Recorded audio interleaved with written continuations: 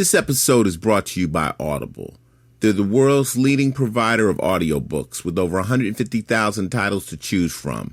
And you get one for free just by going to audible.com/iced. That's right. You get a free audiobook and a free 30-day trial at audible.com/ICET just for listening to this show. Real readers get their audiobooks from Audible. Upon initial contact with Ice-T's music, I had envisioned him to be an ill-mannered and psychologically unstable man with an extremely uneducated and barbaric frame of mind, whose raps displayed nothing but ridiculous jargon, shocking sexual audacity, and repulsive images of the ghetto. However, after further analysis of his music, I can deduce that he is the epitome of anti-disestablishment terrorism, who embodies the entire spectrum of the urban experience and struggle. But to make things more plain and simple to the layman, I find Ice-T to be the dopest, flyest, OG pimp, hustler, gangster player, hardcore motherfucker living today. To be honest, I am totally and completely on his dick. Welcome to the Ice-T Final Level Podcast, featuring your co-host, Mick Benzo, and your host, Ice-T. Hey, yo, what's up out there? This is Ice-T and Mick Benzo, Final Level Podcast number what, Mick? 25, baby.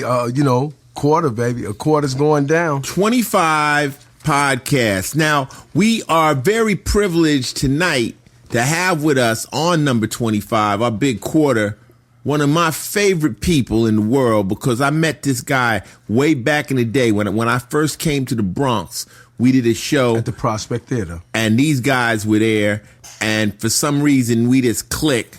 The one and only. I mean, how do you introduce this guy? Dr. Octagon. Reverend Tom, Shark Man, Tony Dorsett.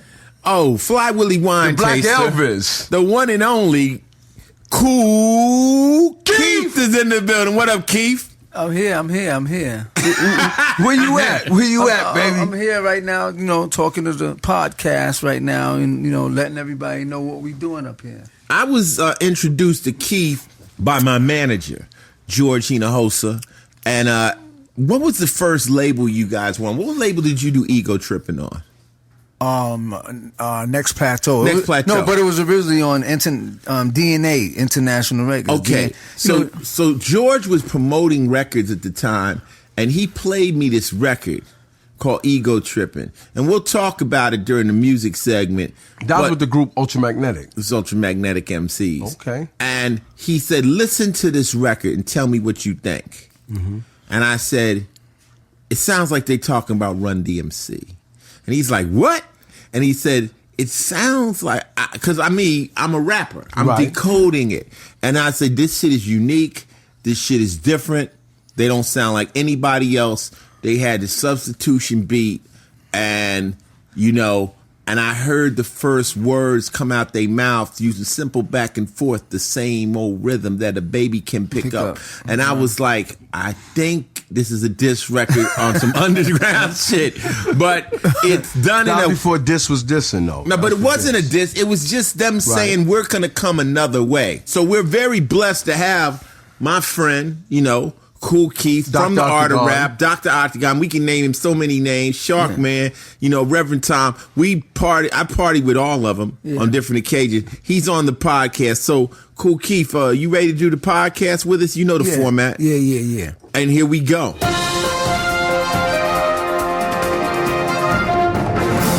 Before we start this podcast 25, I have to give you an FYI out there, podcasters. This podcast was done about 3 weeks ago, November 23rd. It was impossible for us actually to do things like news and sports current, but I had a chance to get all these artists in one day, and we did it. So this Cool Keith interview, we can't talk on extremely current affairs. No, we got good news. But because Cool Keith is here, we got good news, though. We decided that we would just do the news that we think will be happening by the time you hear this. Do you understand? We're about to predict the news. Yeah, let's give them some news, man. This is news. Another kid got shot somewhere in some neighborhood. In the project. And that was news from the future.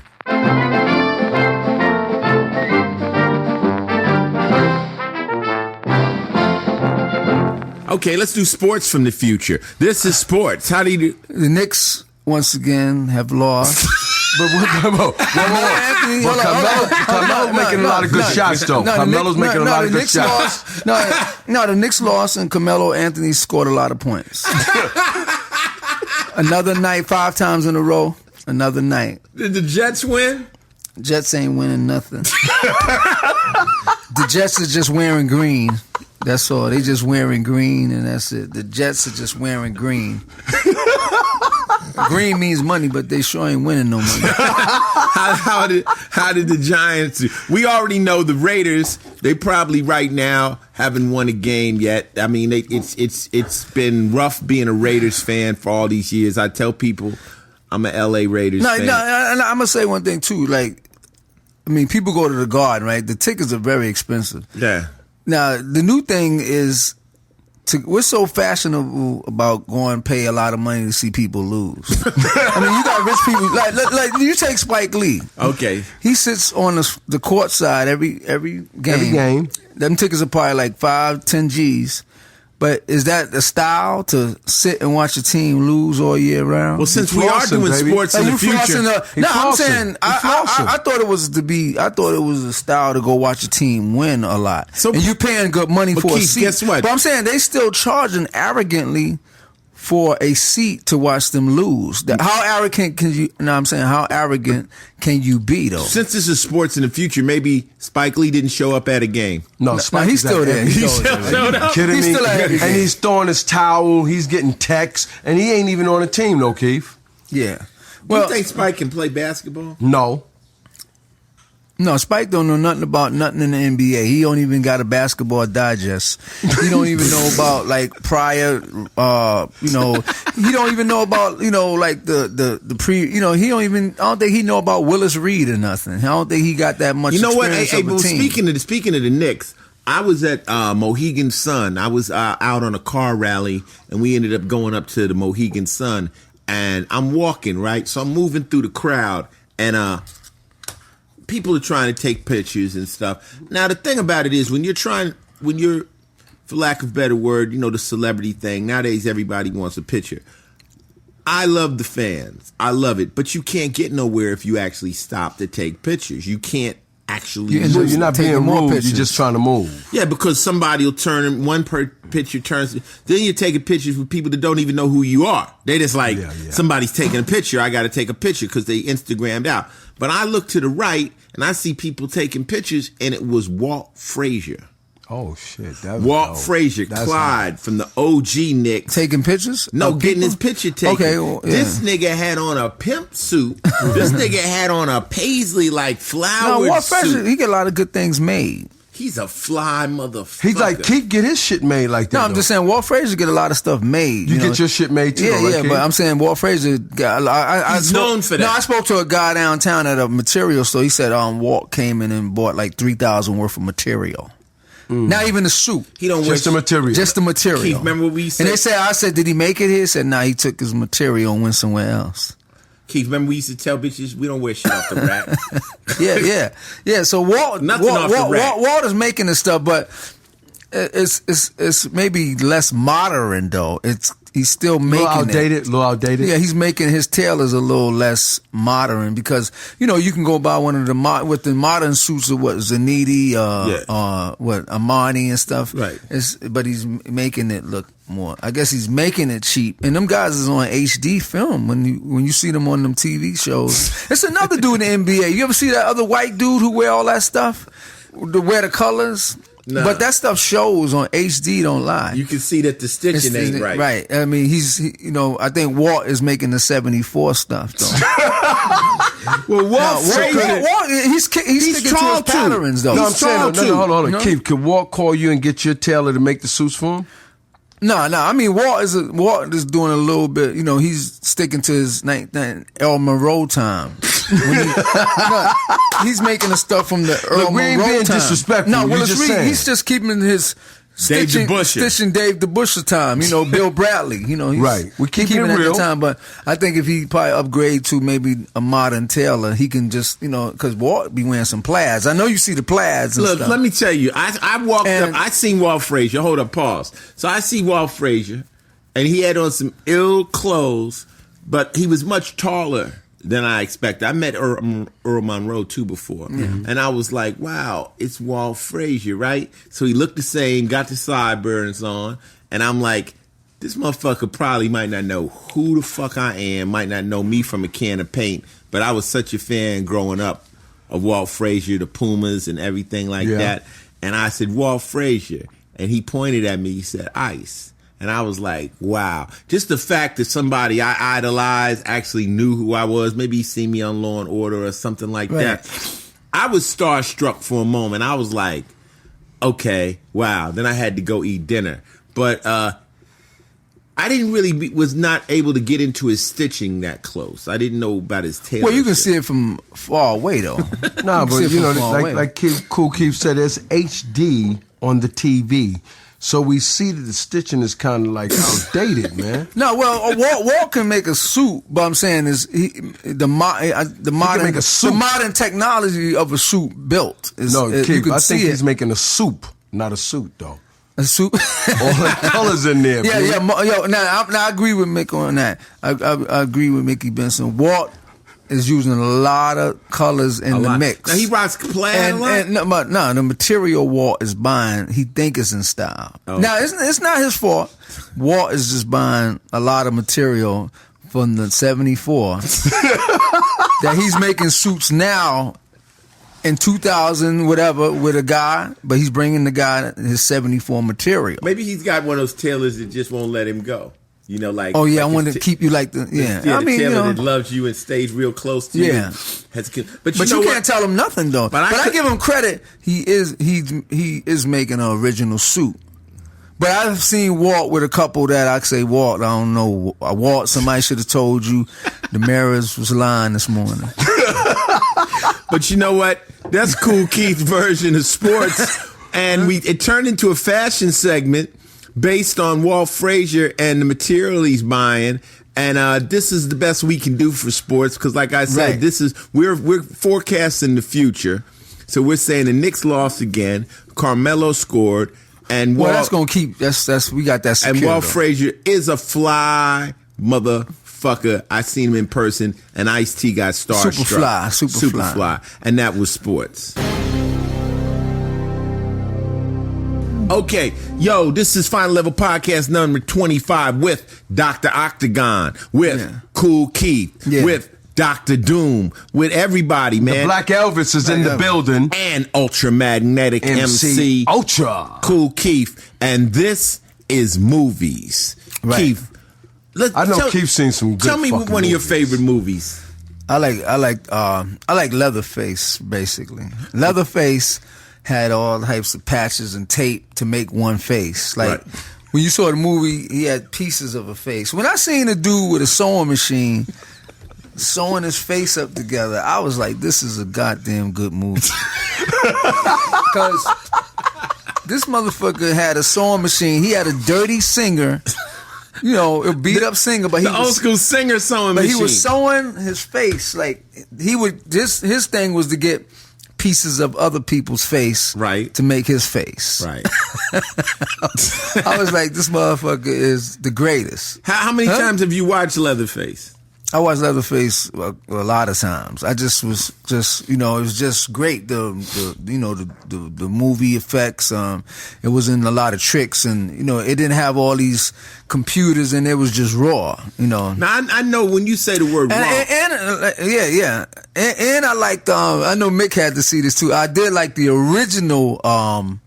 Texas Chainsaw Massacre. Of course. Remember when they had the family trying to feed the grandfather at the table? Like, exactly. He wouldn't move, but They with his hand and made him move. And then they tried to put a hammer in his hand. That was dope. They tried to hit him in his hand. So he could hit some people. They tried to make him carry a hammer, but he couldn't hold it. You know, my favorite part of that movie is remember when the girl.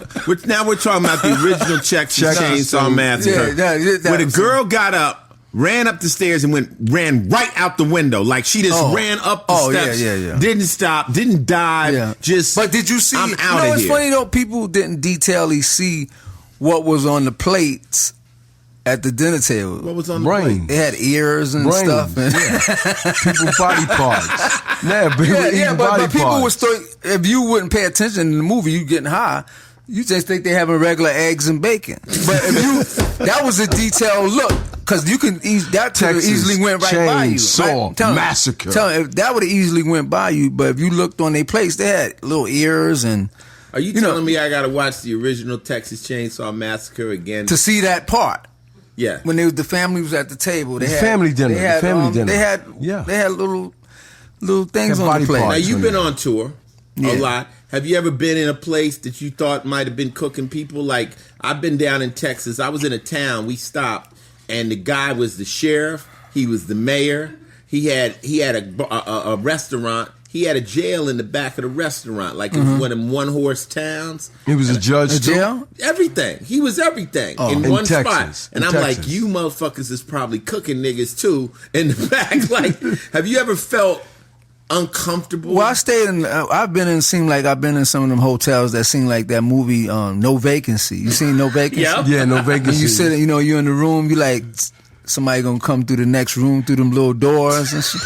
I've seen rooms like that. I've been in rooms like that where it felt that No Vacancy type of feel, where you're gonna go to sleep and you're gonna feel like another person in the next room, but it has that feel like it's the Norman Bates kind of room, the Norman Bates Inn kind of feel. And Bates Motel. Yeah, the Bates Motel type of feel. The thing of it is, I just realized, like, we on the Final Level podcast, we talk about everything and stuff. And I actually realized just now, knowing my man Kool Keith very, very well, this is a connoisseur of fine porno too.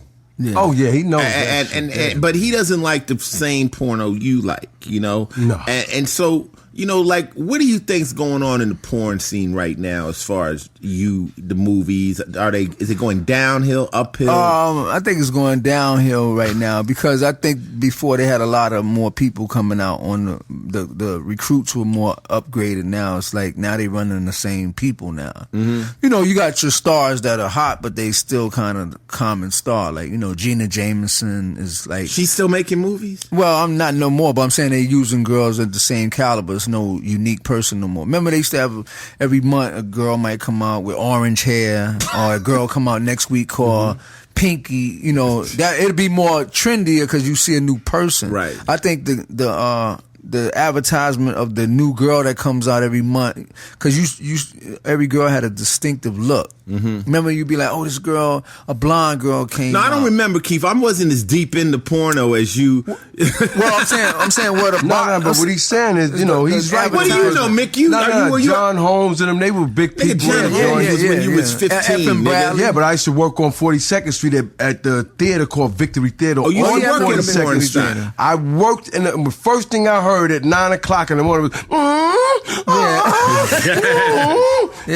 I actually worked on 42nd Street at Brandt's 42nd Street Theater. Yeah, I remember that. Where we had the karate movie, but the Victory Theater was the porno movie.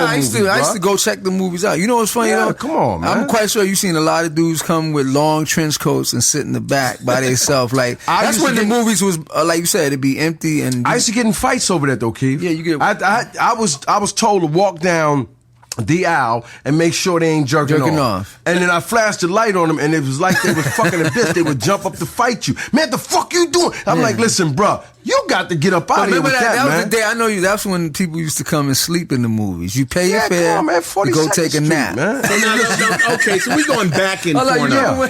No, you remember when people used to just pay $5.50 to go take a nap? One fee and stay all night. Back in the day, they had theaters, the Pussycat theaters. And that was the big West Coast thing. This is prior to because the VCR took porno from the theater to the home. Yeah. And now it's on the internet. You know what I'm saying? So it made it more and more private. But at one time when porno first came out, back in the day, you know, things like Behind the Green Door and Deep Throat and all that, you had to go to the theater to see it. Yeah. So that was always an adventure, going into the porn theater. To see the Taboo 1, 2, and 3. But all the theaters had that old mop smell. And everyone looked at each other crazy. No, but you notice they sit separate. Like if you came in, you'll sit in the front of the theater, way down there. Another person will sit way in another row. No, you wouldn't want to sit next to anybody in the theater. Separate because they would never, a porn theater would be never packed. Nah. They just had a bunch of space. It's a lot of space. And then you go from there to the peep show for 25 cents. Yeah. You know? And the curtains go up to $4 and stuff. $5. No, see, these are things that happened on 42nd Street when it was really not Times Square. Yeah. It was definitely gritty square. But you know now what I mean? we're talking to Kool Keith, you know, a connoisseur of great horror movies.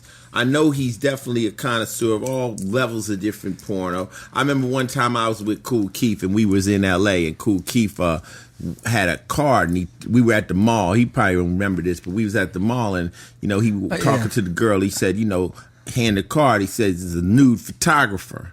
Yeah. You know what I'm saying? He had the card. He said, I'm a nude photographer. Girl looked at him like, I'm not doing no nude pictures. He says, no, I'll be in the nude.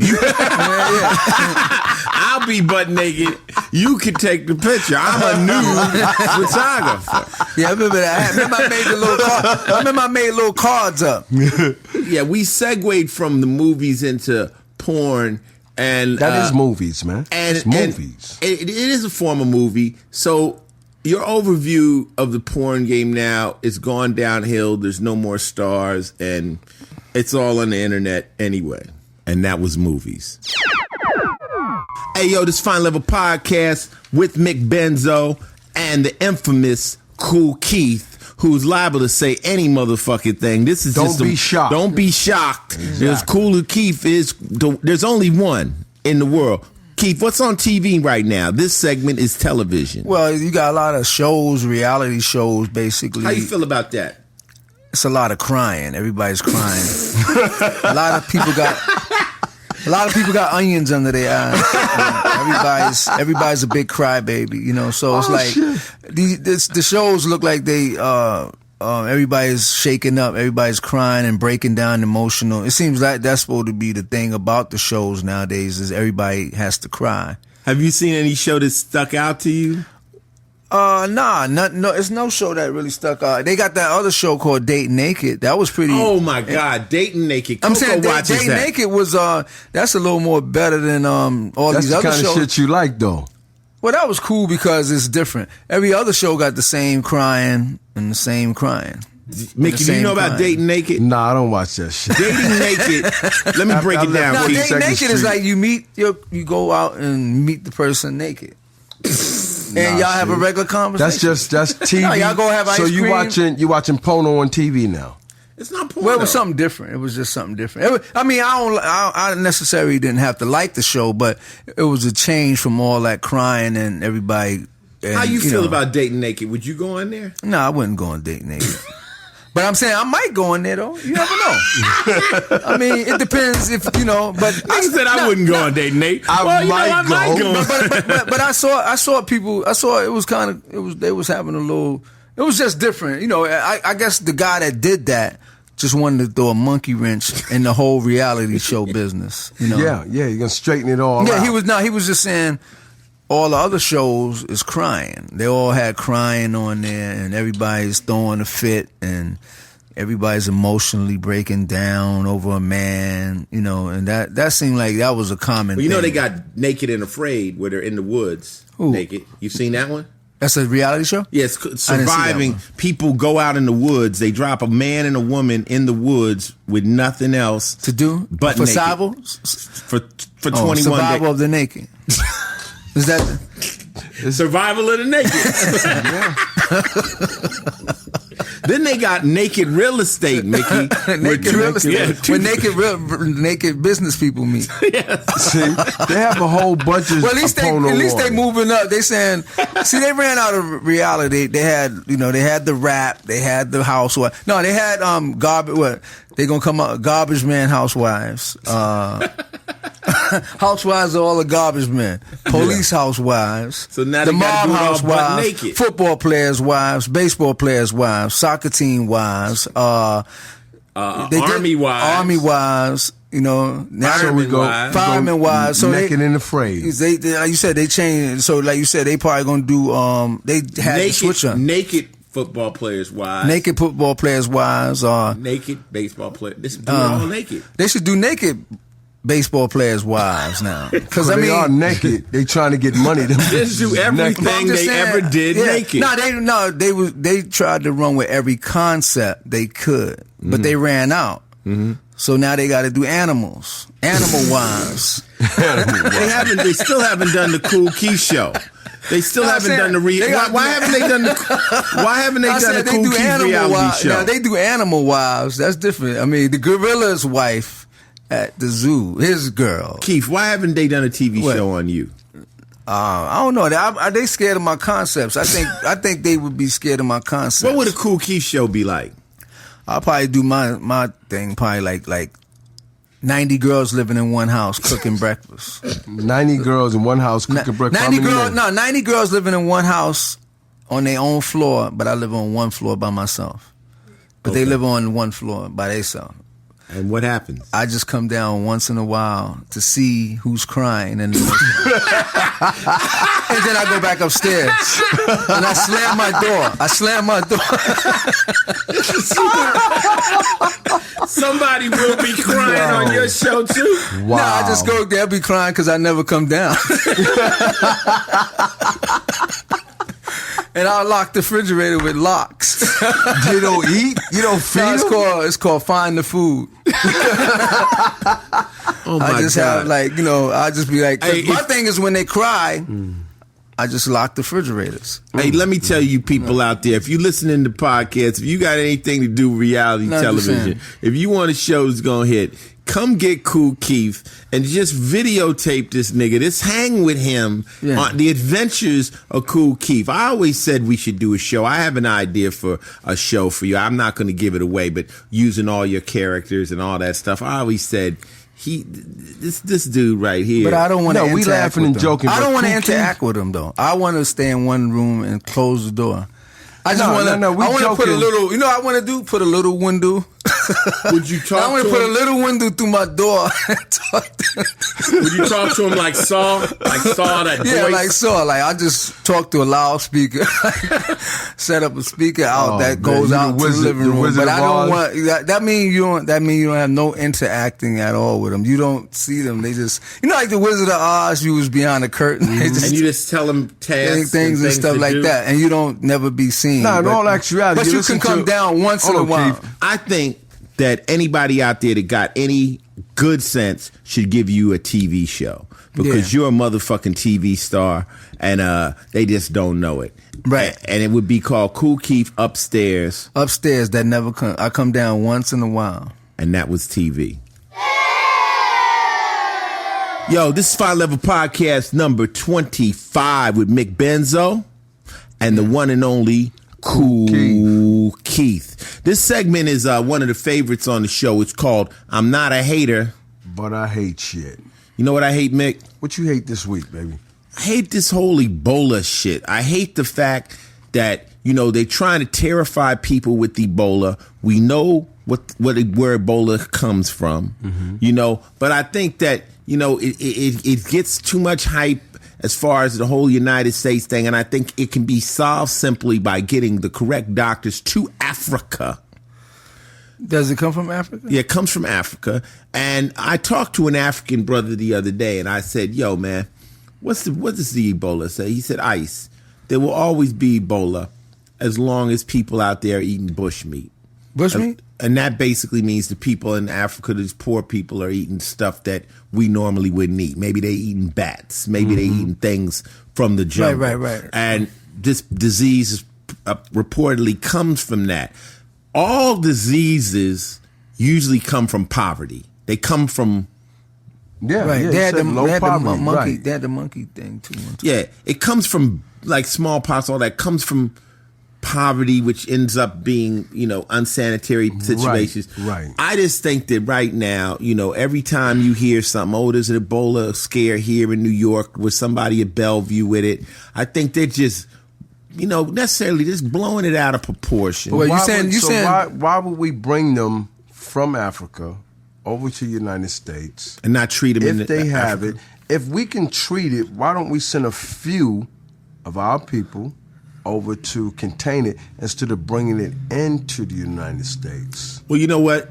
That's my point. And I heard Richard Branson speak about it. He said that, they need to deal with Ebola like it's a potential war. We need to go ahead and get the right specialists over there, set up, a hospital or something, a triage scenario where people over there that have it, because you can't just let it go. And you can't just shut people down from coming here, because some people aren't diagnosed with it till they get here. But we allow it to come into the United States, and then we say we'll check you when you get here. And by that time, if you're here, then it infects other people. Yeah, but how do they don't know who? You just can't say if you're from West Africa, you can't come here, because now you're creating some other bullshit, which turns into another warped form of racism. And, you from Africa, you can't come to the United States. It's one of those things where if you haven't been diagnosed with it, then you come here and they find out you have it. But what you were saying earlier is some people are being diagnosed with it in Africa. We're bringing them here because they're United States citizens. Now, the scary part to me with the Ebola scare was when they did get them here and they still died. Because we know we got the best doctors in the world. True. So if they couldn't shut it down, I'm just really like right now. I hate Ebola. I hate the problems that it's causing. And I know it's a major issue. And is it from a food? It's the no, food. He's just saying America throws so much food away. How come they can't fly the stuff that they throw away in America away? I mean, I see McDonald's throw away Big Macs and Popeyes throw away so much chicken every night. How come that food can't be flown down to Africa? So the people can get so they can get a real meal versus eating bats. America throws food away. And snails and things that they have to eat. Because at the bottom of the game, what happens is people feel like if the problem is way over here, it doesn't affect me. But if it doesn't affect them, why do we bring it back over here to try to contain it or send our people over there to try to make sure it doesn't get here? A problem in the Bronx is going to end up becoming a problem on the Upper East Side if you don't deal with it. You can't just think that, hey, well, it's their problem and it'll never get to us. No. I didn't say it was our problem. It's the world's problem. We just said we throw away enough food in the United States each night. Right. From every restaurant. Why can't y'all bag that up, put that in a box, and send that over there so people can eat a little healthier instead of eating snails and bats and worms and things in that effect. Then we wait till it happens and we say, but they're eating wrong, and when they can stop doing it, they can't afford not to eat right if they don't have it. Well, we're throwing shit away. You're absolutely correct. I just think that right now, they were able to eradicate smallpox. There's been a lot of diseases that we've been able to, get rid of. Polio. Now you have polio vaccines and stuff. I think they got to go nip it in the bud. I think all the great physicians and all the great medical minds need to go to where it's coming from and handle it in Africa and just I like stop what you're saying, but you got to start on one thing. You ain't got the damn medicine to cure AIDS right now, and now you're coming with something else. Well, they've been able, but see, they've been able to actually contain it. They've been able to actually, people that have showed with Ebola and caught early stages, they've been able to save a few lives. Early detection. So, what we always talk about on your show. Male awareness. Detection. So, so my thing is that don't just get upset with Ebola when it comes to the United States. If we don't have anyone in the United States with it right now, that doesn't mean we've cured it. It just means it's still in Africa. Now we need to go attack it in Africa, try to knock it out right where it comes from, and just get that disease off the plate if it's possible. We got to contain it at least. If it's possible.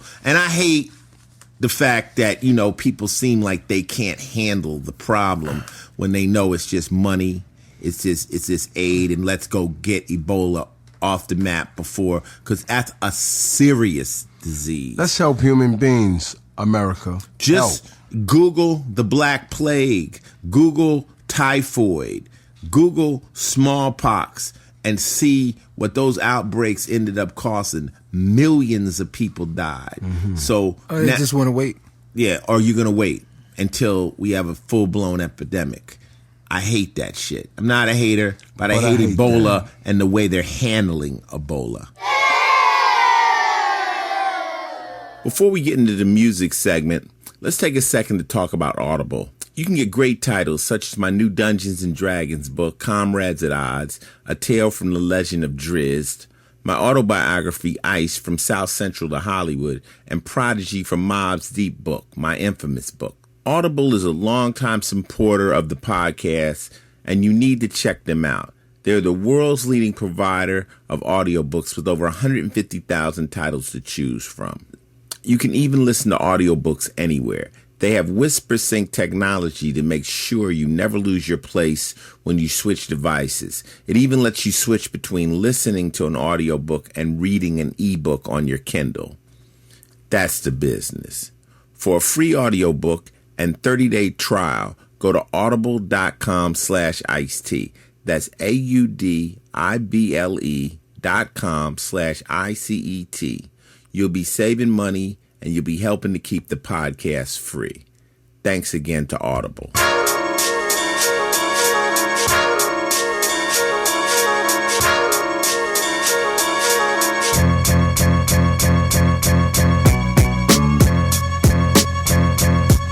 Yo, so this is Ice-T, Final Level Podcast number 25 with the infamous, my boy, Cool Keith. Yeah.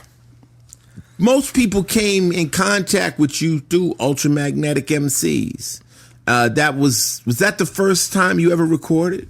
That was my me and Seth went to school together. We went to Clinton High School. DeWitt Clinton. Went to DeWitt Clinton High School, and then we went over there to Webster Avenue where Sed's brother had equipment, and we ended up going over there. I found out I was over there with this guy named Mike, took me up there, and we was up there recording the song solo, and then Sed walked in the house like about 2 hours later. I said, "This your brother's house?" But I knew Miller was a basketball player, and then, the Millers, Patrick had equipment, Sed's brother had equipment, and then that was the place called, where we recorded, and KRS and them was up there, but they was not Boogie Down Productions. They was Celebrity 3. They was called Celebrity 3. They used to come up there. The Mastermind Productions was the name of the house, and it was an apartment in the projects in Washington Avenue, and it was called Mastermind Productions, and keyboard Money Mike and Patrick was Sed's brother, was an R&B dude. So he didn't believe, he said he would sacrifice his R&B career to put out Ultramagnetic as the first as a rap group. We originally I was supposed to be solo, but the Ultramagnetic deal was to come out and be together till we go solo. That was the compromise I had to take. I knew you from being a dancer. Yeah, before but I was Ultra, though. I was dancing before Ultra with Shaq Crew and Loose Bruce and stuff, and we used to battle Fable and Mr. Wiggles and all of them. But then I stopped dancing and went into the music. Okay, now I saw Cool Keith. I seen the Ultramagnetics. Then I was doing my research, and I saw a show on Scott LaRock, and that's when Sed G was working with Scott and them back in the days. Is that true? Yeah, well, they didn't have they was in Boogie Down Productions. They was Celebrity 3 MC. Yeah, Sed would program like the beats for them, and make just the beats, and they would put stuff on top. Sed was the programmer for them, basically. Sed would program their beats, but they would play the topping parts on their beats. Okay, so you got Sed G making beats. You meet Sed G. They say, okay, we're going to do a Cool Keith solo thing, but let's do this Ultramagnetic situation. So where did Mo Love and TR Love come from? Oh, Mo was Sed's cousin in Brooklyn, and Trevor used to just have records, and he ended up with us as a person that just kept coming around, and they just said, let's put him down because his aunt owned a record shop. So we said, we need your records. Right? We need your records. This is classic hip hop right here. This is how the group became. We said, so we said we need your records. Right? So yeah. Yeah, so TR lived in Parkchester. So what happened was we formed the group with 4 people. I was I named the group. And Sad was the beat programmer, Mo was the DJ, and TR supplied the beats. So we had 4 people working to get that group together. I was the mind frame of. I bought most of the hits. I found Ego Trippin' vinyl, the Substitution. I found the Joe Cocker, and all the hit records they had. I gave them records to loop and sample, but I couldn't work no drum machine. I can't neither, Keith. Now. I'm listening to you talk. You said you came with the name. What does ultramagnetics mean? Well, ultra was what? Ultra was highest, and then magnetic was to attract the people. Ultra magnetic. Let's go high to attract. So you know what? I've never known. Did you know that, Mickey? Nope. And we was the only one that had a name. Only group that had a name that made us think a little bit was Stetsasonic. That was it. Everybody else, we didn't care about their names, We didn't care. I don't even know what Stetsasonic means. Yeah. The only group that was, but that people used to get us mixed up in the streets. They said, ain't you from that group, Stetsasonic, Stetsasonic, Ultramagsonic? Like, so it got a little complicated. So we just kept it at that, but we started to just say Ultra, but the magnetic became so much. Now, when I listen to Ultramagnetic, when you listen to Ego Trippin', the style is different. Lots of different words, lots of different styles, not your basic stuff. Was that basically like was Sed already rapping like that, or was that you rubbing off on? Well, what Sed? happened was I couldn't rhyme. I couldn't rhyme, but I had a rhythm. At first, one time. And then I remember sometime the Treacherous 3 was different. Like, I used to listen to Special K, and he used to be like sometimes I used to listen to, what's that, Gotta Rock? Mm-hmm. And that middle verse, I used to be like, this motherfucker ain't rhyming. Like, his rhymes is not like, none of these words are matching. Mm. And then I was saying, well, I said, when we got together, then we heard, we heard T. La Rock came out with Annihilating. We heard, all the big words was coming out. So I said, everybody was making a rhyme. T. La Rock was in the Asians, and, LL was probably doing, education, fornication, potable, everybody was in the rations. Right. Mm-hmm. But so I said, I'm gonna go left. Right. And just put words that don't go together and make them not rhyme all the way down. Right. And that shit, I thought that was a kamikaze leap out a building. I had to do. You're gonna die. You're right. Either gonna so hit it was like they're gonna say this motherfucker's whack. His career's over. He's not rhyming. So that was a suicide jump off the Empire State Building, and that shit worked.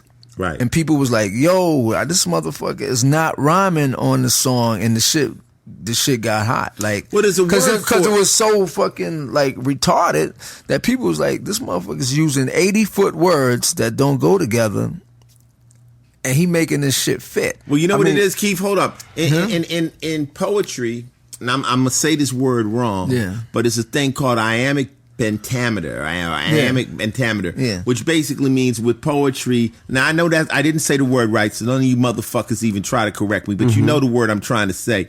Yeah. It's where as long as the poetry lands on the beat, it's still poetry. And really, somebody told me rhyming is the lowest form of poetry. So if you really read like Edgar Allan Poe, or you read these other great poets, it's not in rhyme. It's just the words flow in a certain beat and a rhythm that make it poetry. So I'm saying for our listeners, I'm trying to figure out what Keith meant when he said he didn't rhyme, and You just did shit. Well, like what? Just give me. I did something to try to stand out from. You had different kwanzas of different stanzas. Give me an example. Like Rakim was doing double words. He was doing the flow into. I got a jump, go into. I low into. Everybody was, he was doing the doubles. Then somebody else was doing the Asians, and Big Daddy Kane was doing, here to bring trouble too. Phony MCs. I bring, Bubble U. His stuff was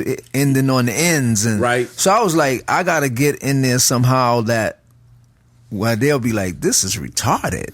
Like, it just made everybody say, yo, because people would walk up to me in the street and say, yo, you're not rhyming though. And I'd be like, what do you mean? I want to hear one. Just give me a little piece of one. What do you mean? That second verse was like choosing scientific matter, I probe for evidence, leading melodies, obtaining slight positive beams. Slight positive beams of the average formulation applied mechanically. Like none of that shit was going together. Like right. I was like, I'm a fool. But it's on beat. Yeah. Right. It matches. It matches the beat. So I was fooling these motherfuckers. Like it was riding well though. Yeah. So we had gotten to a point like we made a couple records like that, but it was a point, like I said, I'm going to have to rhyme soon because I'm not going to get away with this for long. You knew it. Yeah. You knew it. So I took it as far as I could, but with Ego Trippin' being the first song, that blew it out because that was like a big project record for it to be so scientific. Mm-hmm. Like I would walk through projects and you see dudes sitting on the car, you walk past Patterson, dudes be like, MC Voltron. Like as soon as I walk past, Mitchell's, dudes would be sitting on their cars, like they go MC Voltron. And then what happened? Can I ask another question on that record? Who's saying the word? Who's saying that was Keyboard Money Mike. They ran his voice through like some type of effect to make him sound like that, that MC Ultra. But they had toned his voice down. They made it like that was an accident too. They just turned him like that. I'm gonna tell you like this. Let me say something. Because that was a chorus that nobody would do. To me, is one of the funkiest hip hop records of all time. Just because you got substitution, boom, boom, pop. Then that shit. Well, when I know when it was hot, when I was like, you live in the projects and you sleeping in your bed and you look out your window, you see a Spanish kid walking down the street with that shit going boom, boom, back to boom, boom, boom, MC Ultra. He's walking up the block and he don't even know you live in the building. Or you see a car go by. But then it started picking up. I knew it was hot when I just started seeing a car go by, MC Ultra. Somebody walk by the radio, MC Ultra. Then you see another dude come by, another car. Then you hear the radio. Like, you started hearing it. Oh, no, it's in the streets. Yeah, it was in the streets. It was like, I felt the vibe when I was walking through different projects. I walk through Webster, I go through Boston Road, I go through Bronx River. That's MC Voltron. Like, and it was funny. We didn't have no videos, and I was like, how do people recognize who you are? Like, trip off this, Keith.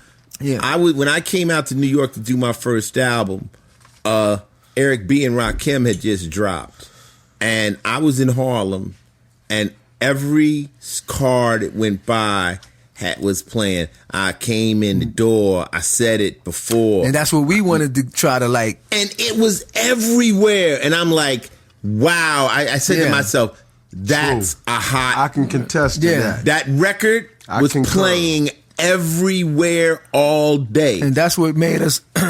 That's what made us really get inspired to go do Ultra. I said, whoever made that record, because I was in the Bronx, I got tired of hearing, I'm like, I never let the mic magnetize me no more. I'm like, every car going by, and the other one, and check out my melody, you hearing that. So I was telling Seth, we gotta do something now. We gotta do something, because it was like a chance to get in there because, it was nothing out right there to go behind it. Right, to fit with it. You know what I'm saying? And like, it was funny how all them records came in and fitted. Like it was, like now you got 200 hits that come out at the same time, but they not hits. They just forced down your throat on the radio. Right. But now them records was coming in, like you hear The Bridge with Shan, then the Boogie Down, South Bronx, like all them records squeezed in real slow behind each other. Like Ultra was in there So you didn't have a bunch of force down your throat hits. They was just street, like you said, streets. You hear them like numerous cars be driving by with them records playing. But you know what? You guys have that part in hip hop that nobody can ever take away from you. The Ultramagnetic MCs that hit back in the golden era of hip hop, and you know when we showed you in the Art of Rap, when that record comes on, everybody's like, "Oh shit, I know that." Now let's fast forward. Ultramagnetics did they thing, you know, Ease Back, you know, all the records I love, all the good shit. Yeah. Now Kool Keith is now going solo. You start to make records on your own. What possessed you to do so many different people?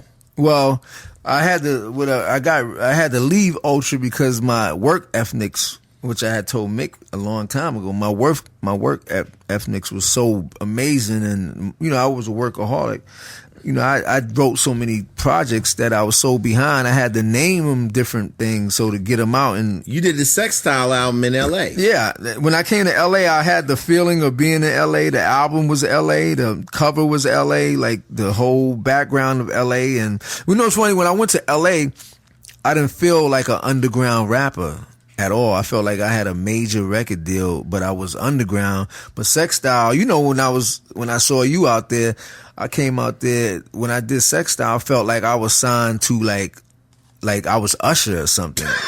Cause I didn't go through the protocols of the underground stuff. Right. You know, Project Blow, they did have that stuff out there. Remember Bigger B and the Backpack? When I left New York, I said, New York is backpack enough for me.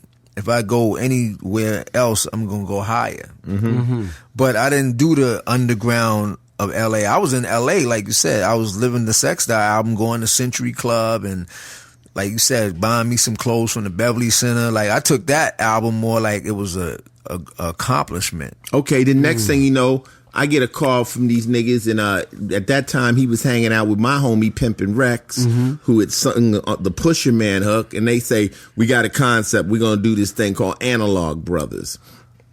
So they come over my house, and Pimpin' Rex is like, I'm doing all the music, right? And at that time we had Silver, who was hanging around us. We had Mark Live, who was hanging around us, and, you know, friends, and they go, we're going to do Analog Brothers. So I'm like, okay, how are we going to do it? We need to use your studio. I'm like, okay. So now they're downstairs, and they say, we're going to put up the beats. You just come in, do your 16 bars, and just walk out. And different songs you'll be on, and different songs you won't. So we go in there, and every day I would come down there, Keith would be sitting in the corner in my little black chair, writing some crazy shit. And we put that record together in 1 week. 1 week. When there was a challenge, because we wrote the album, because it was like, the way your studio was like a spaceship. So we all had this mind like we were in a big ship. Like we was in Star Trek, like, you know, Captain Kirk and Scotty and everybody's on the USS Air Enterprise. So we wrote the album. We used to turn out the lights in the dark and act like we was in space listening to the songs. And I remember when I brought Menelik up there, he said, I played one of them, Octagon song. He said, hold up, I gotta do something. Turn all the lights out. We're in the pitch black in the dark, just looking at the computer running, but hearing the lyrics was so that the view of Beverly Hills. Yeah, that you felt like we felt like we was in space. Yeah, because we was up on the hill. You remember the house, man? Yeah. And you look out and it looked like you were in a spaceship. In space. So he said, these records take me out into the fucking planet. So turn the lights off.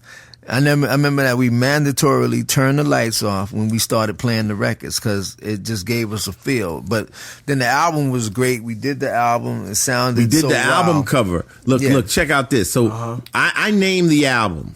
They let me name the album. I said, let's call it Pimp to Eat, right? Because it was on some pimp shit. And I'm like, the ultimate pimping is just pimping because you're hungry. Like, we got to get some food. So we decided to go try to shoot an album cover. So we all got all this shit on. Remember this, Keith? Yeah. And then we went to a supermarket. There was a supermarket, right? So we don't know what the album cover is going to be. And then all of a sudden, we were walking down the aisle. We all just started boosting shit. Like, Keith grabbed some cereal or something, and I grabbed some rice, and we just looked like we were. I had on a red fur coat, right. And we all looked like we were stealing out the supermarket. And they took the picture, and then they put space behind us, down the aisle. But the album was called Analog because it was made with all the old keyboards from the past. So I was Ice Oscillator. Yeah, and I was Keith Korg, Silver B, Silver Synth, Mark Moog. Yeah, Rex Roland. So it was the name of all the old synthesizers. We did one show, and that was it. I think we did one performance, somewhere. And people still today are like, yo, another Analog Brothers album. And they still sell that album now. People love that album all over because of the way it was made. It wasn't meant to be made, then it was made. It was like an accident. At one album. time, you were signed to 2 labels at the same time. Well, Black Elvis and Dr. Octagon was like, I was with Sony and DreamWorks at the same time. I had more deals than any rapper, I think. But I'm saying, though, how can you be on 2 labels at the same time? I didn't really care. I changed my name. I changed my name. That's one thing I think I did out of all these rappers that I came up from the past and the early 80s and the 90s. But yeah, Black Elvis was a big album. Dr. Octagon was a big album. I had Dr. Doom. Sometimes I had labels signed to independent records. I had records signed to Traffic and records signed to Speed. I didn't care what label it was. I was signed. I put some on Sony. I put one on, and I remember I used to try to get deals. They'd be like, "Hey, you have too many records out. You have too many labels. You're on too many labels. You're signed to too many labels." And I couldn't get a deal after a while. They were like, "You're signed to like too many labels." I mean, now let me ask you a question on some other shit. Me and Mark live, Mark was hype man for me. Me and him are good friends, I met him, love Mark. A lot of people call Mark my son. But he was out working with you, and he said one night, tell me, is this true? He said you guys were doing a show, and you decided you was going to miss the show because you wanted to go see 8 Mile. What happened was what happened? Jeremy Lorna. I was in San Francisco. Okay, tell the story. And I said, Jeremy, I need a coat before this show, and I I'm good for the money because, I make the money every night. I make whatever $6,000 or $7,000 a night from the Black Elvis. So I said, just get me the coat. I'll pay you tomorrow morning. So he said, "No, Keith, I'm not going to get you the coat." I said, Jeremy, I need the money. I said, I tell you what, if you don't get me the coat, you won't see me tonight. And then he said, I know you don't play with me like that. Don't play with me. I said, okay. I said, you're not going to see me tonight. If you don't want to get the coat, you're not going to see me tonight. He says, whatever, fuck you. I said, okay, you're not going to see me tonight. So what I did was I went to this girl's house in San Francisco the night of the show. I said, this guy don't believe me. I told this girl, Mark said, you doing the show? I said, Mark, I'm not doing the show. I'm going to the movies. The show was packed, line around the corner, people ready to go. The guy's nervous. Everybody's saying people is ready. The tickets are there. Everything's a good all go. I'm at the movies watching, I forgot what movie was I out. went to see 8 Mile. I went to see 8 Miles. With a 40. With a 40. With a 40 ounce. With a 40. I had bought a 40 ounce, and I said, fuck you guys. I said, then he said, then he called me on the phone, Keith, I'll buy you the coat, whatever you need. I said, don't worry, I'm watching the movie. I'll see you in the morning. And he said, True story. And then people were saying that Tim ran up there. It was, remember that you got that text in the morning about the robbery in San Francisco? Yeah. It said Tim Dog came up there and robbed the club and took the box office money, which didn't happen. They figured they was just mad. I didn't show up, so they made up a story. And you got that message in the morning. Kool Keith's robs San Francisco nightclub. Well, you know what it is? I've been close to Ultramagnetics, and people don't know. They don't understand the bond, but I just love Keith. Keith is my man. Keith is dope. And we've been Keith friends is above and beyond music, you know what I'm saying? So, I know Keith, and that's just my dude. So people are like, well, Ice-T, you do the gangster rap. Keith does this. How does it work? And I'm like, I'm a musician. I just like music. We can do it. We can go in all different directions. So let's talk about the new project. Let me say something. I get a call And then Keith was like, yo, Ice, I got some tracks. You know, I'm doing this new thing. I got one called Hater Proof I want you on. And I'm there. Right. Well, after Said didn't show me how to produce for a while, I got into producing. But I was producing since Dr. Doom. I played a lot of the bass lines on Octagon album. Number one producer. Yeah. So I started doing the number one producer stuff. So I got into programming, learning Pro Tools, learning how to program. I seen a lot of the producers, and I'm like you was talking one time before about the music don't match what you're saying. I got tired of sometimes producers not making a sound that match the definition of what I'm saying.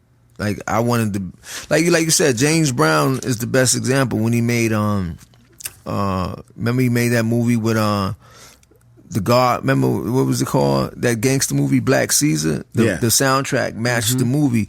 I just thought a lot of these producers could never match some type of thing that you rapping about. So I started doing my own beats to match the background of what I'm talking about. Right, because you need that so we can get off into what we're trying to say. I got tired of that. Like, because I always said a producer sometimes is good, but they're not. Like, like you live in L.A., people got lowriders, you riding through South Central.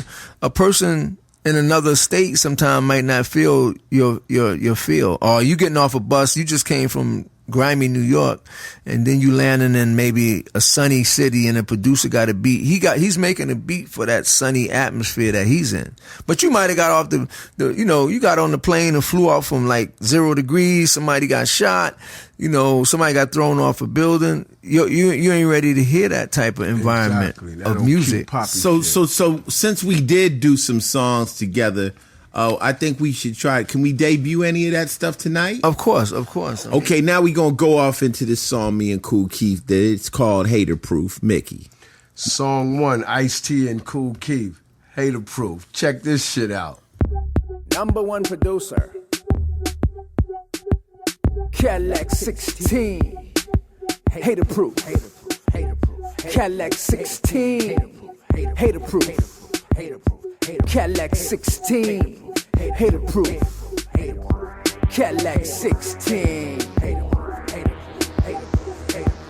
I'm Gene Weinstein in the Cadillac, only 16. I made Mike slap the shit out of Mitch Green, who wanna set a big screen and watch me leap over bullshit real quick, leave him poking out like Angelina Jolie's lips. Really a lot, goddammit. Many can come in and see me on Broadway recording. I'm Sir Mix. Cut the pants off your ass real perfect. Seam up your butt crack, you might want it double knitted. The girls handle the balls clear and vivid. Ask Maria, I can splatter diarrhea on the lyrics. Get your virgin ears accustomed to hearing it. Shit so hard on these kids, you might want to change your appearance. Wiggling in your lane, I'm doing some reckless and careless steering. I go by a speaker hooked up, blowing out your anal. I can flip those niggas upside down on the skillet.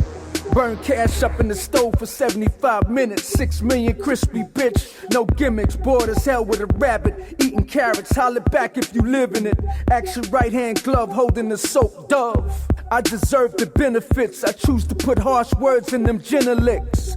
Donkey tail, they can pin the threats. Throw balls in your mouth like the New York Mets. Pubic hair maintenance well kept. Ice coming in from T-Net. Jersey, nigga. Cadillac 16. Hater Proof. Cadillac 16. Hater Proof. Cadillac 16. Hater Proof. Cadillac 16. Motherfucking shit already know this. Me and Keith in the booth. Hater Proof. In the candy caddy with the gator roof. I see you jocking our first bitch, they saber tooth. Don't lie to the youth, hater, say the truth. Magnificent, my reps mythological. Tux and formal, just flew past you in the paranormal. You can't see me or be me, you're miserable. I'm on a whole nother level, kid, invisible. You hate my pad so bad, I had to get gates. I talk so heavy, you might wanna lift weights. At 30,000 feet, hater, I can't hear ya. Down on the streets of my wolves, nigga, I don't fear ya. It can happen any night. I keep a team of killers begging for a green light. You want it, it's nothing, you'll get it for frontin'. I call it, it happens, the coroner's coming. True baller for real, my rapping secondary. Ask your mom and your dad, my game is legendary. They'll tell you, Ice is that dude. Legend is he eats haters for food. Keith hit me on the jack, said he had a track called Hater Proof, 22 bars. We crashed the studio in 22 cars. Haters eat a dick, you know who we are. Cadillac 16. Hater proof. Cadillac 16. Hater proof. Cadillac 16. Hater proof. Cadillac 16. Yo, that was Hater Proof, man. And that's... Hey, yo, hold on. That shit, Keith is definitely... Yo, I mean, he just does shit he likes to do, man. It's unique. I like the he does shit like, yo, that shit was kind of hype, but goddamn, Keith, you are fucking crazy with it, B. Well, I still like to stay creative. And plus that keeps me sharp, just making songs. I have a bunch of songs now. I record all the time. I just keep recording. I'm a recordaholic. I like that. No, that's Hater Proof. Well, it's good having you on the podcast, baby. You a friend and a family member. Yeah. And we gonna always be close. You know, we got to do more music and stuff. Who knows? We might have to create a new band, another group. Well, that's another thing too. The people from the past, why they so limited of their, making songs. I think music is forever. I don't think there's no limit of when you can make music or create or feel creative. I think it's good to feel musically inclined all the time. Before we get out of the ice, man, I want to ask Keith a question. Have you ever worked with a rock group? Yeah, of course. I work with so many rock bands. I mean, you go down the list. Maroon 5. I worked with Prodigy. I worked with all the rock bands. So you did that song "Smack Your Bitch Up"? Yeah, that was. I mean, I have a big rock lineup of rock bands I work with.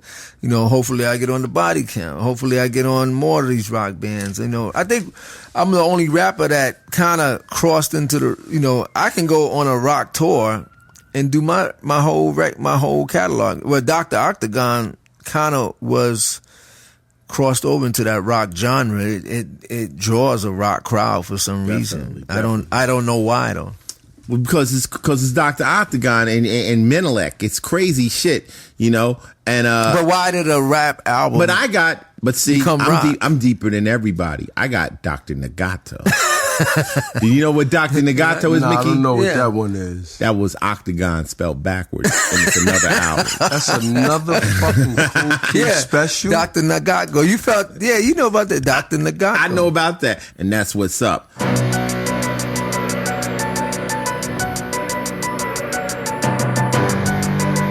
Okay, right now we're about to go into this segment, and this segment is called Philosophy. Philosophy segment is brought to you by Final Level, my Final Level Twitter page, and I call it the Daily Game. And the Daily Game recently was average ain't gonna get it. That's the philosophy. Gotta be above average? Well, I believe that if you want an okay life, then you put out okay effort. Right. If you want an ordinary life, you do ordinary things. If you want an extraordinary life, it's basically extraordinary. You sound like a parent that tells me, I scored an 85 and I thought I did good. You said, no, give me a 95. Because ordinary ain't going to get it. There's different levels of life. And if you want an ordinary life, then you put out an ordinary... just passing mode, right. Just passing mode. But people out here want something special. They want they want the big life. They want that. And people that get that really bust their ass. It's gonna, and you knew when you came in the rap game, you were saying it, Keith, you knew ordinary wasn't gonna get it. Can you build on a Daily Game?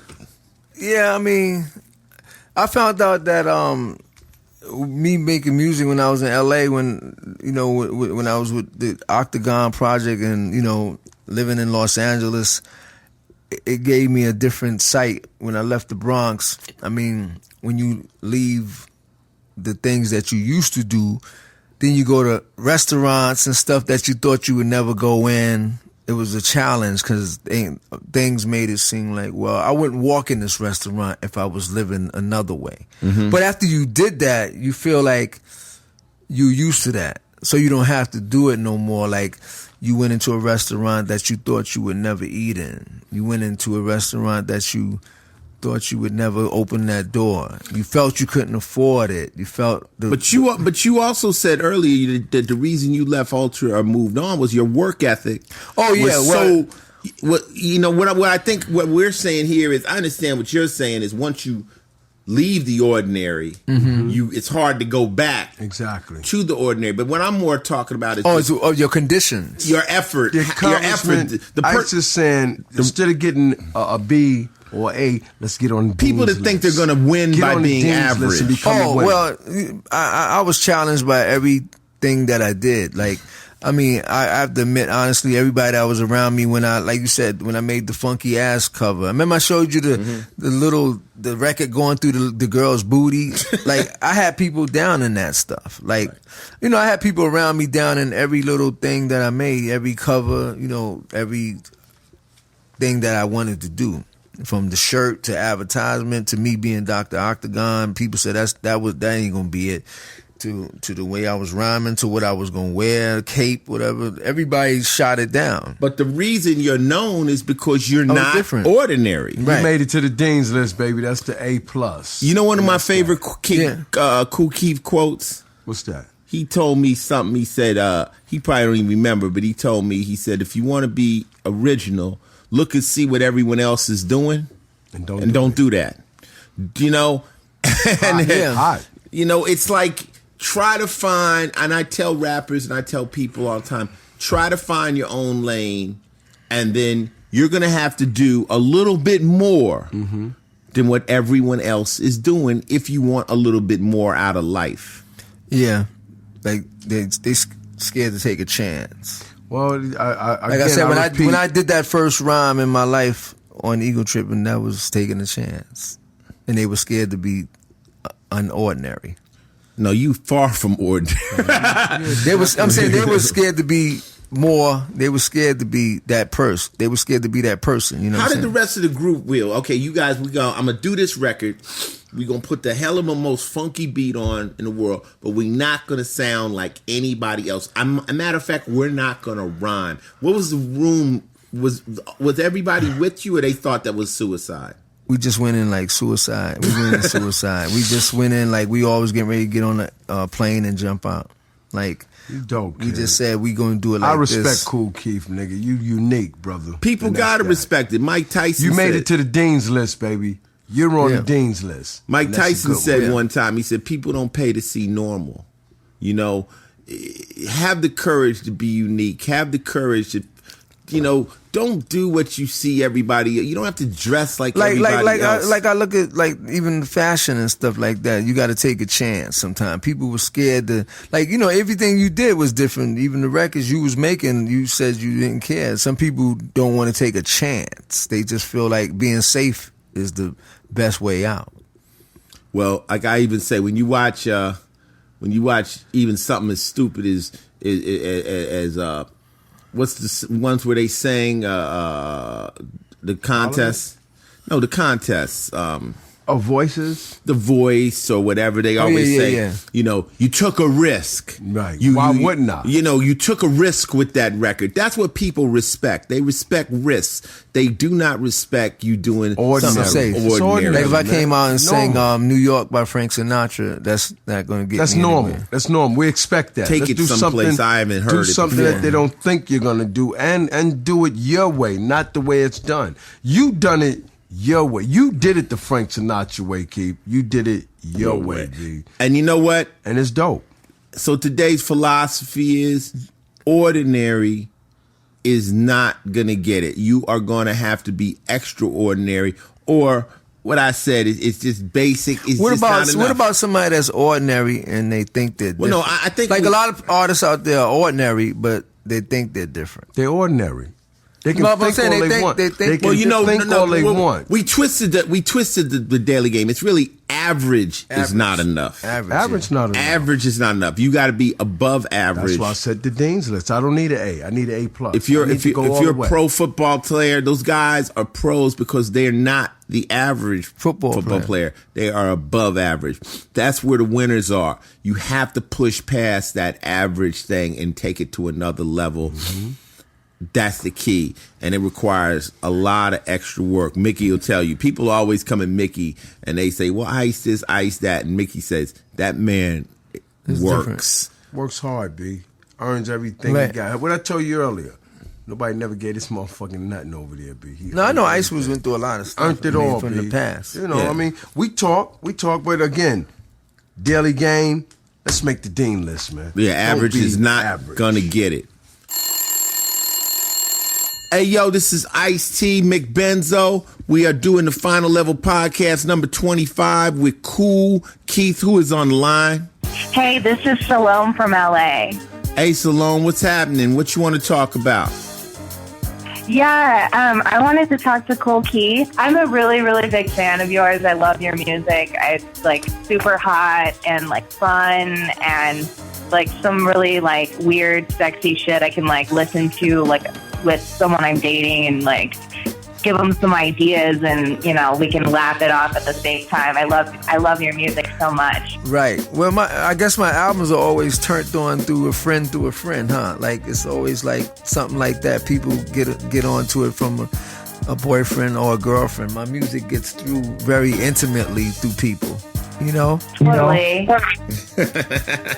But that's good, right? Yeah, I love that. I love it. I can't find any other music like yours that I love. Like I'm a big fan.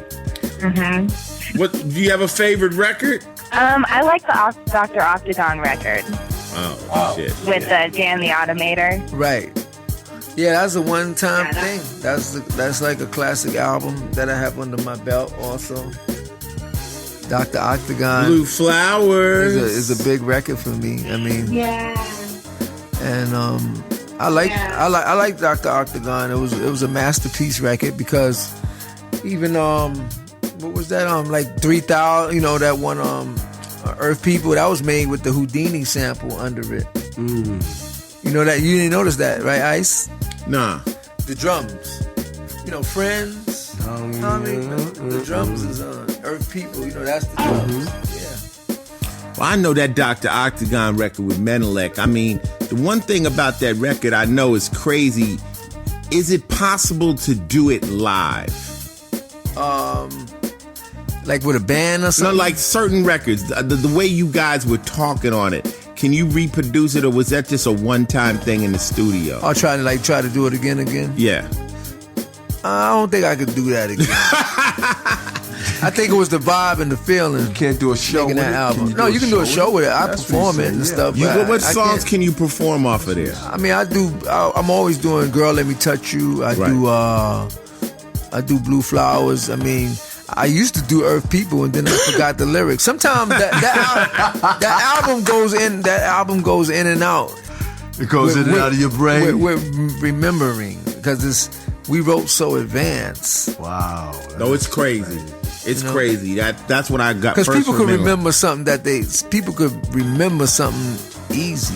You know what I'm saying? Like I'm telling the lady, people could remember something easy, but something hard that was worked on is very hard, and people don't believe that.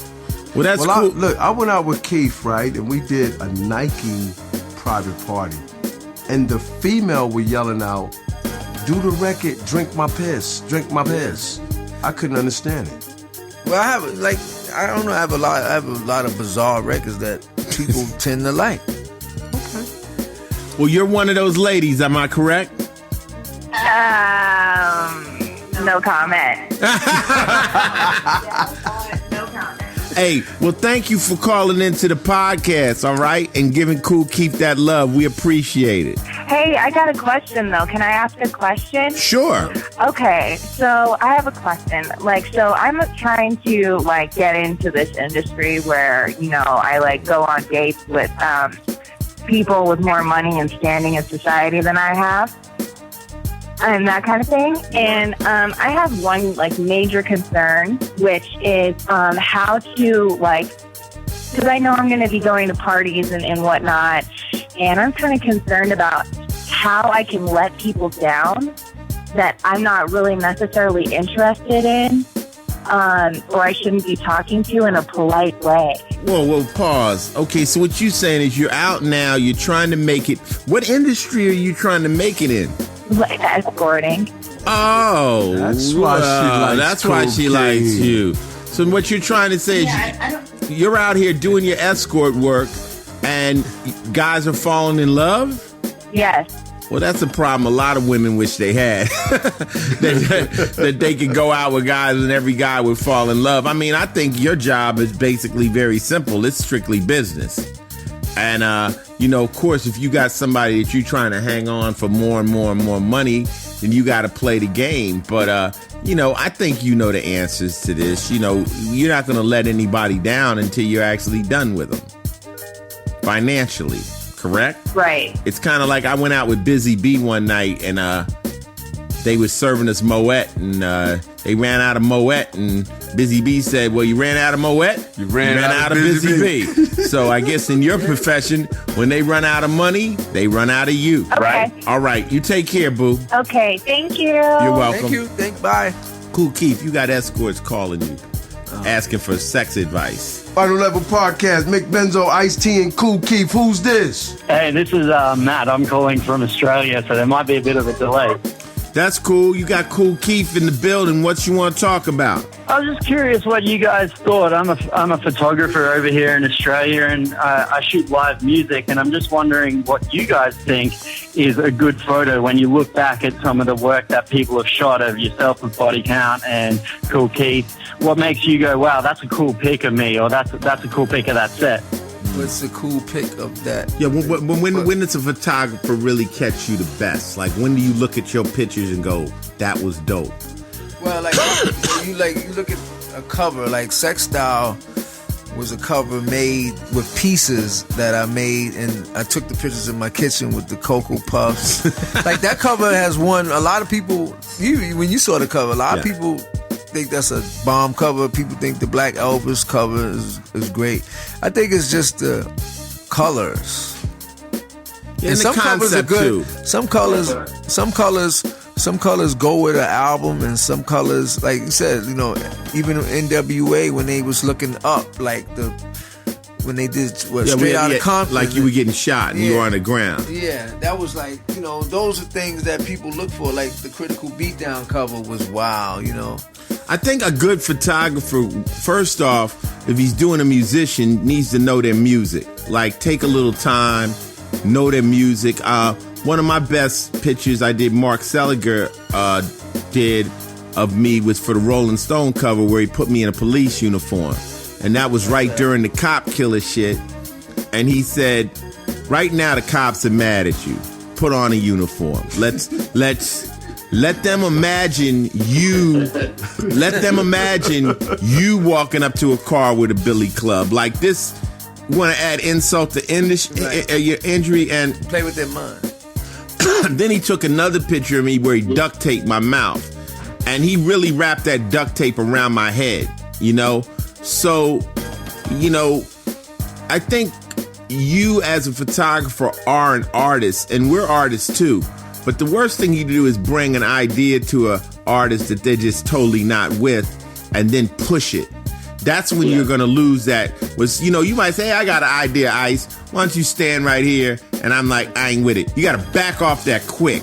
Like, okay, hey, and because it's like a producer that's making a record trying to push me on a beat that I'm not feeling, And I worked a lot with, I don't know if you're familiar with Glenn Friedman. Glenny F, he did a lot of the Public Enemy album covers.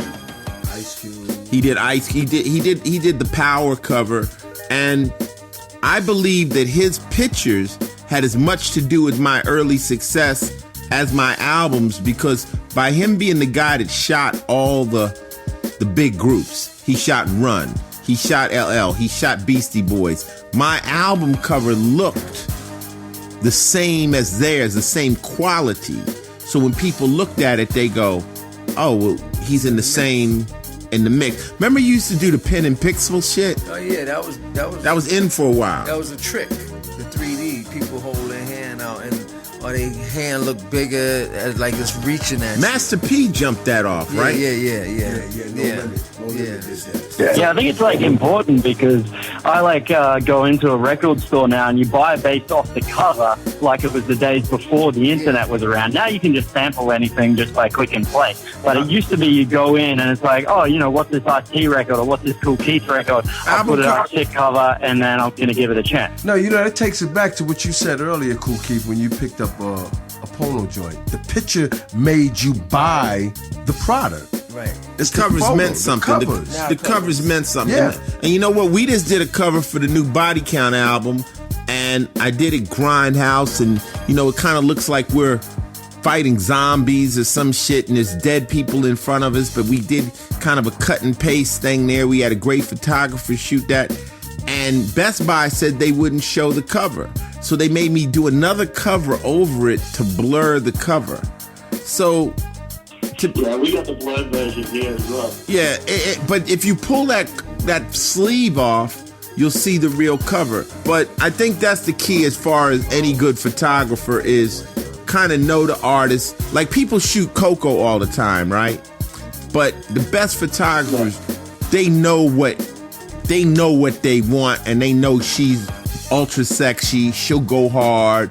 So when she comes in there and they got the idea and they got, we want to tie you up and all that shit, they know she's with it, So they're going to push the edge and stuff. I just think, know the person you're about to shoot. Very important. Hey, but thanks for calling, man. And I hope to see some of your pictures. Yeah, no worries, man. Thanks. Matt, M-A-T-T, Worrell, WARRELL.com. This is Ice-T, Cool Keith, and Mick Benzo. We on the Final Level Podcast. Who's out there? Solo. S-O-L-O, Solo. From where? Cleveland. Okay, what up, Solo? We got Cool Keith in the building. What's happening? Talk to us. What's up, Keith? I met him a couple of times, I ain't never met you, Ice. I missed you when you was in Cleveland before. But my question is to both of you guys. When you meet, your fans and so forth like that, and they, what makes you want to put that person on, with some music or whatever like that? What do you hear like a certain thing when they kick a voice to you or rap or whatever? What makes you want to put somebody else on? Well, you know what? I'm going to tell you, and I'm going to keep it really, really honest. It's so difficult to put somebody on nowadays. You could maybe say, hey, we should do a verse together or maybe make, do something. But the theory that I could actually get somebody a record deal, right now they're not giving record deals. I've been working with artists. Like I got an artist, Fetty DeMarco out of LA that I've been trying to break for years. The record game is totally fucked up right now. It's really, really, really, really hard. So unless you meet somebody that runs Clear Channel, just the theory of getting put on, the record labels aren't even signing anybody. So I can meet you and you could be the dopest spitter in the world. And you might come to me and say, Ice, I got a track for you. Would you jump on it? If I like it, I might jump on it with you just on the strength. But what will that do for your career? I really can't say. You know what I'm saying? When somebody says get put on, that means like back in the day when I put Everlast out and he got a record deal, and that was back when they was letting us sign people and you could help people. Now the game is difficult, man. But what I listen for is just something I've never heard, because nowadays everybody seems to be able to rap. I always tell the joke, my UPS man showed up. The nigga sound like DMX. This nigga now with all the technology, a record company is basically yourself because everybody got a computer now. A label was a big building one time with 800 people and 7 floors. Now a label is two people with a computer in their bedroom. They call that a label. That's what the new label is now. And you can do that yourself. I think if you're a fan of Ice-T or or anybody out there. I think the key is just being unique, and I look for people that seem to have really worked at it, like have tried to become better rappers or a lot of people think they dope, but they haven't put in the work necessary. Like if you listen to Eminem put out Slaughterhouse, them niggas is all good. They dope. Yellow Wolf, he's a beast, So today even our daily game was average ain't gonna get it. So if you're a supernatural MC and you got it out there, trying to fit into the rap world right now is crazy because it's hard to shine if you're not on the radio. But then that's counter what a lot of hardcore MCs feel.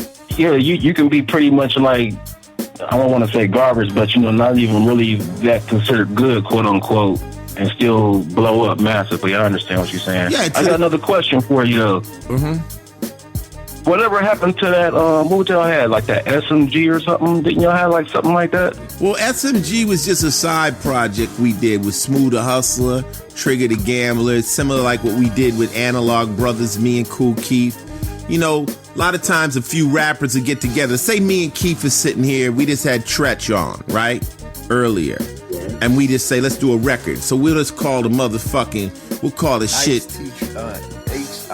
Whatever each name. Yeah. ITK album. Right, we'll do the ITK album with all of us spitting. And that's just throwing something up. And it's a one-off. You feel me? So SMG was the name of Smooth the Hustler and them's clique, Sex, Money, and Guns. I became friends with Smooth, they fam, and me and Smooth had actually went out to a show one night where there was a lot of rappers freestyling, and then like we just so happened to be like the biggest names in the room. You dig what I'm saying? Like a yada young, and then me and him got up and we just started throwing bars. Like I did like a rhyme, and then he did one, and it was like the whole crowd was like, whoa, and then he did one. It was like, whoa, and we was like, nigga, we need to just fuck around, just have some fun. So that's why we made the SMG album called Repossession. And it was fun. It's fun to do shit like that, but that's all it is. All right. Hey, look, I know you got some other people that want to, chime in, but Keith, man, you should come on back to Cleveland. You know what I'm saying? Oh yeah. I come through there.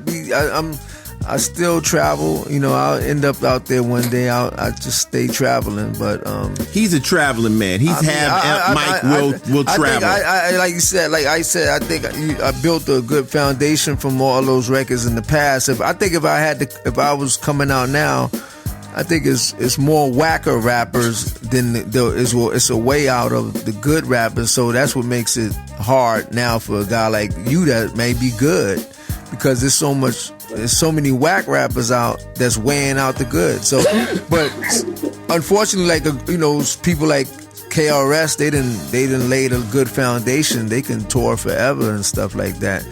It's just and which it hurts a lot of guys that's coming out now that probably are good. It's just we are overweighed by so much whackness. I break it always down to the crack game because I'm a hustler. It's like the blocks are loaded up. The blocks loaded up. When we started rapping, there was only a few cats on a few blocks hustling. Now every motherfucker with a laptop got an album. And their grandmother. And 98% of them is whack. And it's just flooded. So the shine. And they don't say no lyrics. They say, like you said, the chorus. They say the chorus through the whole song. They hook. We call that hooking. They got a hook. They call hooks. Yeah. Hey, they say the hooks are like 2 minutes, and then right. I feel you. Hey, but look, I know you got a good memory, but I know you be out a lot. So, I remember the first couple times we met, Keith. You let me backstage a couple of times, and I got tore from the floor up. I know you don't drink, but it's still cool. Yeah. But next time you come to Cleveland, you know what I'm saying? You always fuck with you way back before I even met you until this day. So keep it up, homie. Okay. That's gangster. Respect, homie. You know what I'm saying? Don't forget, Solo. Every time you see me, you know it's me. You know what I'm saying? Quick 216. Yeah, okay, definitely. Hey, and I'm Captain America on Twitter too. So you'll see me on there. Okay, yeah, and keep it up. Don't let I know like I said, the blocks are full of garbage. So just like clean up a little bit. Let's clean up and we just gotta move some of the garbage out the way. Everybody, it's gonna come. Yeah, just move all the garbage out the way. I know it's garbage out there, but I ain't one of the garbage ones though. Yeah. I ain't never respect for you, but next time I'll show you. Yeah, okay, all right. All good though, homie. Yeah. Y'all stay up though, man. Y'all stay safe and everything, man, for sure, for real. Peace. I'm out. Tell a friend to tell a friend, goddammit. I'm out here like I stole something. See ya! Number one producer. Make you spin around like that toy dinosaur. See him in the box. Y'all niggas is Toys R Us. Make you spin around like that toy dinosaur. See him in the box.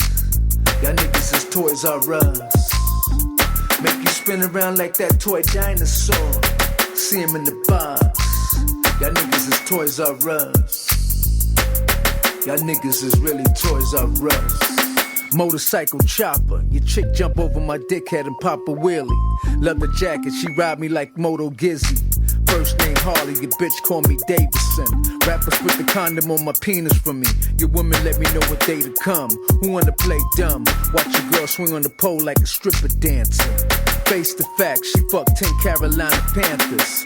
Rookies wash my balls on the university campus. Your lady say my pubic hair smell like Jill Sanders. I was around when your mom was sucking off MC Hammer. Getting your vent like Tyson Beckford. Block your album out like Chandler. Your bitch in tight dresses with Pampers. I'm so cool you might wanna turn the fan up. Man, you hot shit in a plastic cup. I'm not in the wrong, you check her, your girl acts the fuck. Record company fucking her all in the butt. Never said how your superstar wife like the balls suck. Good rappers be in the back hanging my pissy drawers up. I get hard when I watch your girl rapping pumps. Bust a nut on stage if you're equivalent to Adriana Sage. Tell all the rappers I need 2 or 3 hairs around my scrotum shaved. Blow your weed smoke on my jock strap. Your band mad cause you ain't get paid. Make you spin around like that toy dinosaur. See him in the box. Y'all niggas is Toys R Us. Make you spin around like that toy dinosaur. See him in the box. Y'all niggas is Toys R Us. Make you spin around like that toy dinosaur. See him in the box. Y'all niggas is Toys R Us. Y'all niggas is really Toys R Us. Star on drugs, asshole, look how you handle it. Promoters say you whack live. Why you think you always canceling? You nothing but an egg on the roll, a turkey and a burnt up bacon sandwich. You private jet and sources say you look like millions worth of plastic surgery. When you landing, escalator make you come up and rethink to go back down quicker. Your aunt got a secret baby with Quincy Jones, nigga. You believe the bullshit, how you doing Johnny Rocket shows in restaurants. Blowing up bigger. Bring me tissue to wipe my ass on your career. Your girl headed to Cleveland to braid Kevin Lowe's beard.